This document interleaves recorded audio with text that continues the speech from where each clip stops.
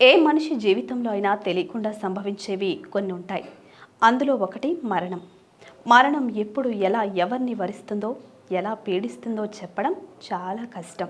ఎలాంటి ఇబ్బందులు లేకుండా హాయిగా జీవితం సజావుగా సాగినంత కాలం నాకు తిరుగులేదు అని వెర్రవీగిపోతారు. దైవనామస్మరణ చేయమంటే సమయం లేదు మిత్రమా, చాలా పనులున్నాయి. ఈ వయసులో కృష్ణారామ అని ఎందుకు కూర్చోవాలి అని ప్రశ్నిస్తారు.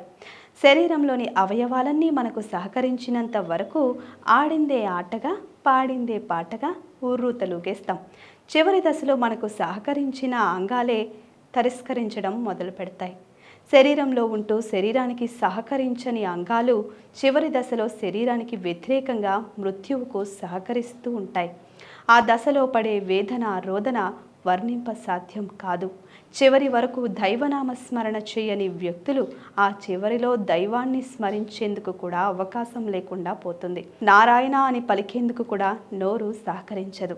దీపం ఉండగానే ఇల్లు చక్కదిద్దుకోవాలి అన్నట్టుగా వయసులో ఉండగానే దైవనామాన్ని నిత్యం స్మరించుకుంటూ ఉండాలి. దైవ అనుగ్రహాన్ని పొంది తీరాలి.